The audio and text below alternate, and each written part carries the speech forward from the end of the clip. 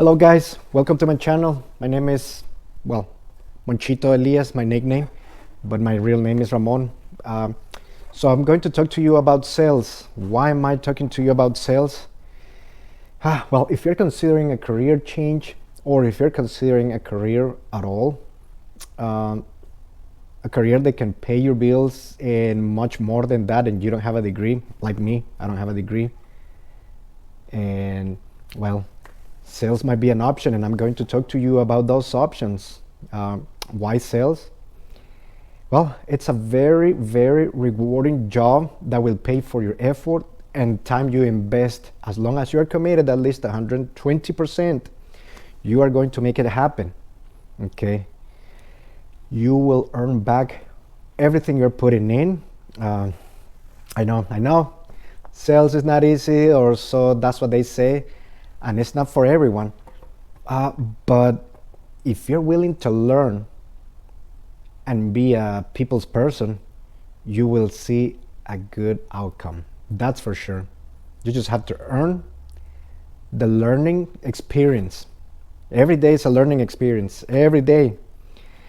Yes, sometimes long hours and long weekends, because you most of the time you're gonna have to work on the weekends. I mean, not all the time, but most of the time. But why do you want to have a weekend off if you don't have money? I mean, nowadays, if you make $40,000 to $50,000 a year, that's not enough. And you know that. I mean, you cannot afford an apartment, a car, and going out for dinner and little things here and there. It's time to build your business. It's time to build your career. And sales, it's something that's easy to get into. You have the chances to earn more than a beginning doctor, more than an accountant, more than an engineer and architect. I mean, you just have to put the effort and stuff like that. Give me just a second, let me mute my phone. But once you're well established, you are going to be able to make your own schedule. Remember, nobody starts from the top, and this is a job where you have to prove yourself and other people around you. Once they see your potential, they're going to leave you alone, and they're going to be like, oh, he didn't come to work on the weekend. Oh, that's fine, he has 4 or 5 sales. And it will depend on the path you pick, but they're going to be like, he has 4 or 5 sales a week.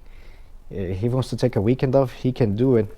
So like I said, I've been in sales since 2006, and I'm still in sales. And I have done little sales like insurance, car sales.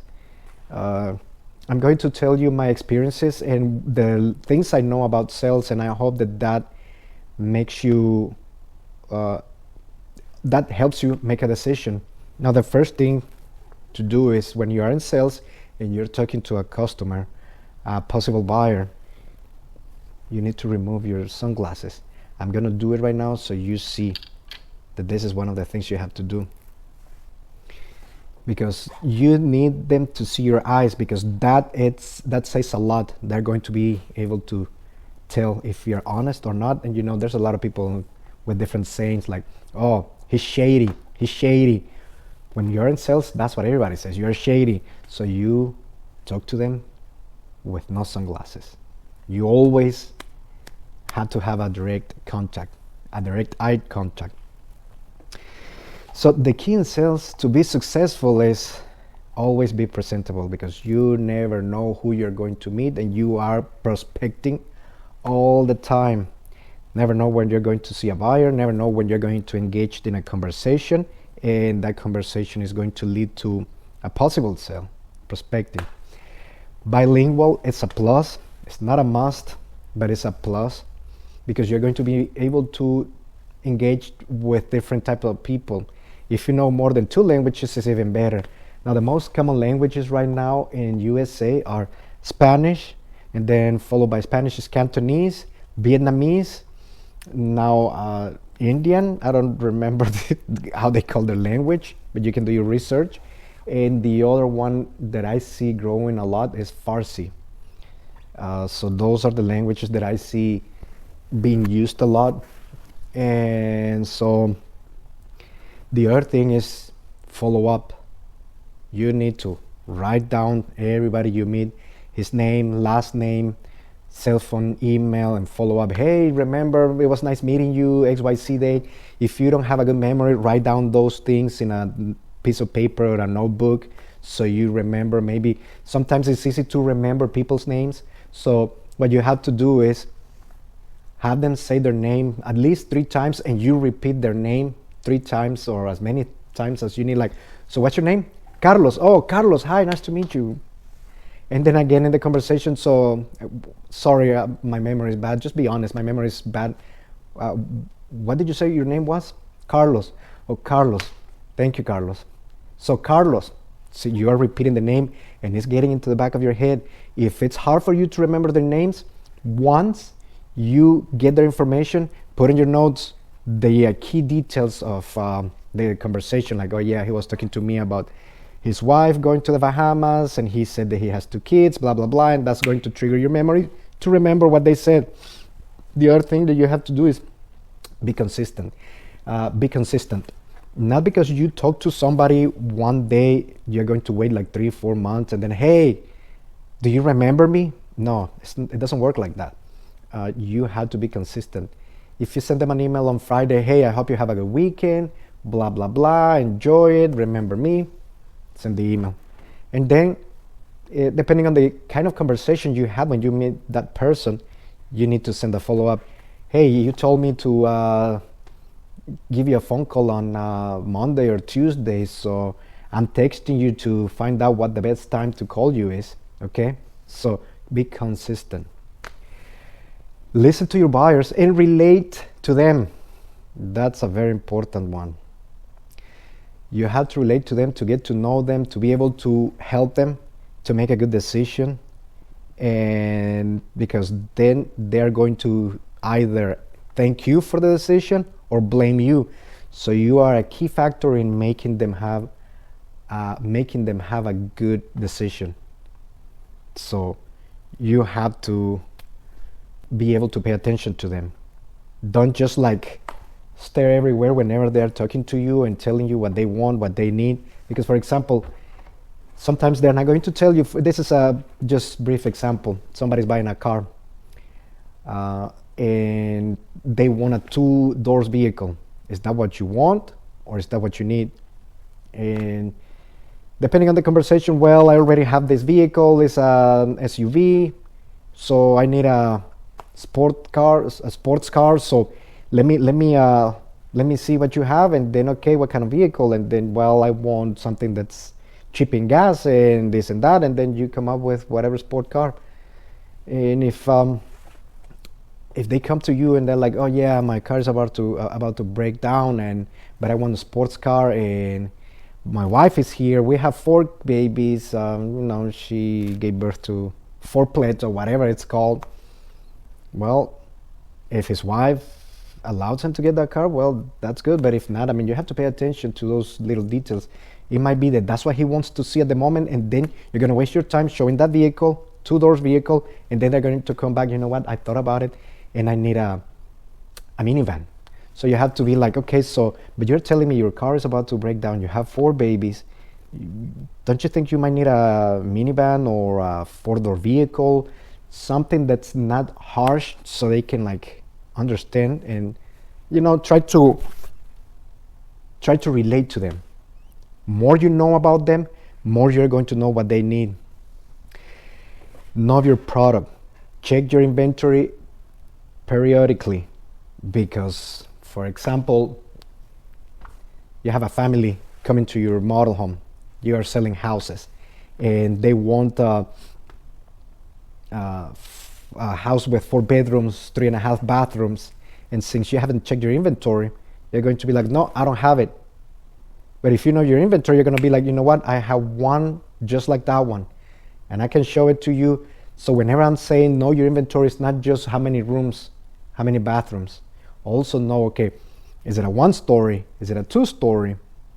What's the stage? Is it ready to move in? Is it halfway through? What's the stage? Has a big kitchen, a small kitchen? Because like I said before, you have to relate to them to see what they need, and you need to know your inventory.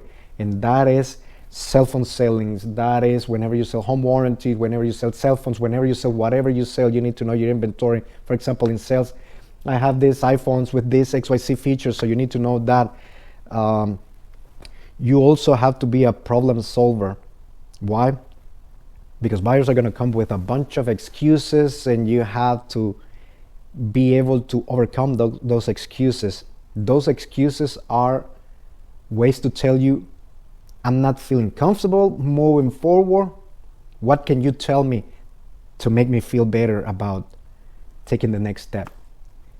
So you have to be a problem solver, and you have to be able to overcome objections, because buyers are going to have a lot of objections. That is a normal stuff. So you have to be able to think fast and outside the box. The other thing is, you have to be always available. With the new technology, that's easy to achieve. You have to be available over the phone, emails, text messages, video calls. Because if you, for example, are a realtor and somebody wants to see XYZ house that you have listed on the market, and the buyer is right in front of the house, and they want to see it right there, and they call you, hey, can I see this house? And they call you and you don't pick up the phone. Guess what? I'm not saying that you have to run and show that house ASAP, but if you pick up the phone and you tell them, hey, you know what? I'm not available to show you that house at the moment, but if we make an appointment, I can go there and show it to you whenever we agreed on a time and a date, because I am right now, and don't act like you're super busy, I am right now in a little family event. My mom came from XYZ place, blah, blah, blah, whatever the case might be. So you have to answer to at least let them know that you are available. Because what they're going to do, okay, you don't pick up the phone when they call you, they're going to call another realtor, and the other realtor is going to answer, and these people are going to be like, hey, you know what, I'm in front of XYZ house. I know that it doesn't have your name, but I found your name in the internet, and we want to know if you can show us this house. The realtor is going to say the same thing I just told you. The same thing. The realtor is going to be like, you know what, I will be glad to show it to you right now, but I can't because of XYZ. If you give me your information, we can set up an appointment, blah, blah, blah. And guess what? He stole your customer. That double commission you were supposed to make, the 6, 5, I don't know what percentage you're going to get in that sales, that might be split in half or none. Because if they go and see that house and they don't like it, well, this buyer is already taken by somebody else. Because they're going to ask that guy to show him other houses, and this guy is going to show them other houses. And you could have shown that house, and if they didn't like it, well, you got a buyer. You have a house to sell and a buyer. Or you could have gotten both. So always be available. It's easy. Don't act like, oh, shit. And I know it. Sometimes you have to put your restricted time because it's family time. Like, for example, after 9, 10 p.m., what I do is I don't answer my phone after 9:30. And in the morning, I don't pick up the phone before 9 a.m. But I try to always answer my phone calls. Or if I can, I send a text, say, I'm right now busy, I'm doing this and this and that. Let me call you back at XYZ time. So that's another key. The other one is be knowledgeable in your field. Be knowledgeable in your area. And be able to provide quick and reliable answers. That is a must. And if you don't have the answer for their question, well, there's always things you can do. You have to always look knowledgeable. For example, somebody calls you, hey, I know that you have a house on XYZ address. Can you tell me more about it? A house on I don't know. Well, it has your name over here. Let me check. Don't do that. That's not going to look good. What you have to do is, like, if you don't know, just tell them, you know what, I have too many houses for sale. What I can do is, let me get the address on a piece of paper, and I'm going to call you back. I need to check on my system. I need to check on whatever with my assistant, or I'm going to have my assistant call you with this information because I don't have that information right now in front of me. Or let me talk to my manager if somebody asks you something. Or you know what? Another way to say is like, you know what, let's say for example somebody asks you um, about details on the closing table, and you don't know those details. Like, you know, sometimes people are like, so whenever I close on my house, am I going to get the key from there? And this is just a stupid example, but just to put an example, am I going to get the keys from the title company? And you don't know because this is your first time. You can be like, you know what, that's a good question, but I never had nobody asking me that question before. And so let me check with my manager, my superior, my broker, my partner, whatever, and I will get back with you like right away. And then you find out the answer right away, and then you call that person, hey, this is the answer, hey, I found out, blah blah blah. And yes, the reason why I didn't like remember why, it's because we always send the keys to XYZ place to be picked up. So always be quick in your answers and give them reliable answers, because if you give a wrong answer, they're going to remember what they ask you. You might not remember because you might have a lot of people asking you different stuff, but that particular buyer is going to remember the answer you gave him. So you have to be knowledgeable, able to provide a quick answer.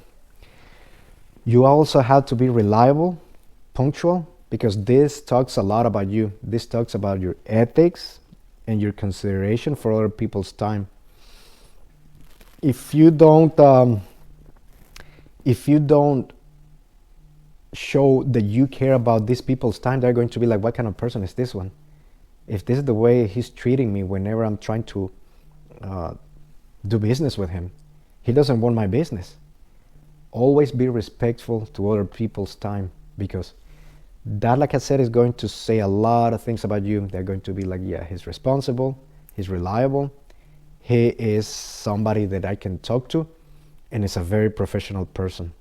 I trust him, and that's another key. Why? Because then the referrals, they're going to be like, yeah, this person is on top of everything. He is on it. Oh yeah, every time I call him, he's like there. Okay. Have a daily schedule. The things you have to do, things that you need to have in order to make things happen. For example, if you are planning on doing outside sales, and outside sales has a huge spectrum. Outside sales can be insurance sales, real estate as a realtor, and I'm going to talk to you about all those careers. This is just the first of different things I'm going to be talking about. But if you are in outside sales where you make your own schedule, be professional, because your success will depend on that. If, for example, you don't have a set schedule, like, okay, you have to be in the office at 8 a.m. and then you have to do this at 9 and then at 10. Write your own schedule. The first thing you need to do is wake up around 5, 6 in the morning, work out, do yoga, something with your life to get energy, get ready, cup of coffee, read the news. That's always a must. And I'm not talking about the Facebook news. I'm talking about real news, because you want to know what's happening in the whole world. And you want to know what's happening in the economy, in the real estate business. You want to know everything, because whenever you meet people, you want to be able to transmit that knowledge, because whenever they hear your knowledge, then they're going to feel confident on your persona. They're going to feel that you have the knowledge that they need. So write down the schedule. Wake up. If you have to work out, this time I'm going to do XYZ amount of phone calls. This time I'm going to do door knocking. Yeah. Sorry. It's been a long day today with people coming to the office. So you need to have a schedule, because even if you have nothing to do, staying in the house is not going to bring you any business. Always have something planned. Always have something you need to do. You have to be in front of people, because you might not have a sale from the person you met today, but that person might be like, oh, I remember so and so talked to me about this and this and that, and my friend is meeting somebody. Hey, this is his business card, you can talk to him. And this is about networking. Staying in the house is not going to help you. So whatever you do in sales, networking is the number one thing you have to do. Okay. Think always outside the box. In sales, that's one wonderful thing. Think outside the box. That's going to help you closing deals. That's going to help you getting buyers. This is just a brief example. When I was a realtor, I was in this company. One of my friends told me, hey, you know what? We need to get buyers. And it was around the 2008 crash. You know, everybody was like skeptical. Nobody was buying houses and foreclosures started happening. And my friend told me, we don't have buyers. What are we going to do? He had this brilliant idea. He told me, let's print out some flyers, let's get candy, let's get bags, and let's staple our business cards and go to the flea market. So we did that for several weekends. We got around 7 to 10 sales a piece out of that marketing. So think outside the box. That's another thing. And then always, and I mean always, be positive. Always be full of energy. Buyers can sense that. Buyers can sense positivity. They can sense desperation. Think about the last time you bought something or you were trying to buy something. The person that had the full energy and it was positive. Even if you didn't want to buy that crap, you ended up buying that crap because that person was so positive and it was so, you didn't want to break that person's spirit, so you ended up buying. And the time you didn't buy, maybe you didn't feel like comfortable. That person was like, oh yeah, I have this and I have that and blah blah, and I'm like, oh, okay, yeah, okay. You have to engage with people, and to engage you have to be positive, you have to be full of energy. And if you haven't paid attention to that, pay attention next time you're going to buy something, because that is something that's going to be very, I mean, everything that I'm telling you is very important, but positivity, it's a thing that's my favorite one. Positivity, I mean, I'm all the time talking madness and crap, but I'm always positive. Even if I think they're not going to buy a house, I mean, the hell, what do I have to lose? I'm already here. Be positive. You transmit that to other people. People or buyers can sense desperation. They are like savage animals. If they see that you are like desperate because you haven't sold that damn thing in a month and you're like pushing it, they're going to be like, no. This is too much. People tend to buy from energetic people and positive people. That's thing that it's written down in the Bible. If you read the Bible, if you don't read the Bible, I don't know. It's written down in Quran and some other books and freaking YouTube too. And don't be afraid to ask for the sale. Sometimes you're gonna have to ask for the sale 3 times, 4 times, but you have to ask for the sale, because if you don't ask for the sale, buyers not gonna know when are they going to proceed with the next step. So you have to ask for the sale. So do you like it? Yes. Do you see yourself in it? Yes. So what is stopping you from taking this car to your house? My wife. Do you think that your wife is going to care if you take this car? She's going to be happy because you're going to take her out in this car to eat. This is a beautiful car. Your wife deserves to drive around in this car with you. You know, think outside the box. Once you are like closing down, that it's a closing statement. And if it's like, well, I don't know, my payments are this and that. What do you mean the payments? I told you the payments and you keep asking me for questions and we just drove the car. That means you like the car. I don't understand why you don't want to take it now. So just close them down. And I'm giving you these examples because, like I said, I've been in sales, in car sales. I've been in real estate as a realtor, new home sales, insurance. Man, I don't remember. I think I used to sell water filters at one point. And yeah, I did that. But whenever you are in sales, you have to leave all your troubles behind. even if it's with a buyer, you have to put a happy face, because sometimes you have to deal with buyers for 6 months, sometimes 2 hours.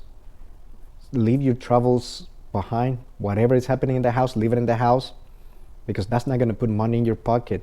And I know for some people it's not about money, but shit, if we don't have money, you cannot pay bills. So it's kind of like it's about the money. If you can master all these things, you will be able to be successful in sales.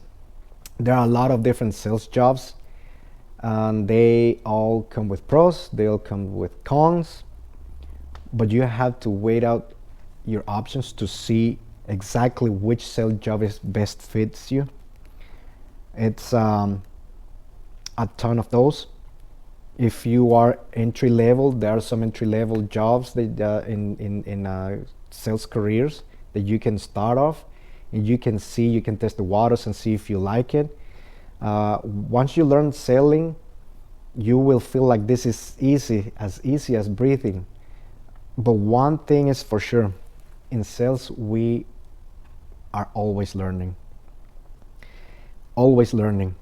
because every customer is different from the other one. Everybody has different personalities, different ways of thinking, different needs, and different lifestyles, and all those combinations. It's a lot of different stuff that you need to focus on. You are the professional, or if you're not the professional, you are going to become the professional. You have to be respectful. Once you build a rapport, then you're gonna know how to talk to people. Okay, you're gonna have customers that are going to be that are going to want to be treated as Mr., Mrs., and they're going to be another ones that are going to become your best friends, and they're going to invite you to parties, and they're going to come back and say, hey, you sold me this and this and that. Can you help my friend? He wants to buy an insurance. I told him about a good price and you gave me. And those are things that you have to take into consideration, that most of the times sales becomes a relationship between the sales representative and the buyer, and you build that bond. I mean, I'm telling everybody, I have buyers, they bought from me 10 years ago. They still call me to invite me for their kids' birthday parties. Well, that was 10 years ago. Have to go this weekend to a wedding. One of those kids was, I think he was 15 years old. I went to his birthday, and then I got invited to that kid's graduation, and now it's a wedding. I mean, soon. But remember, with big responsibilities comes big rewards.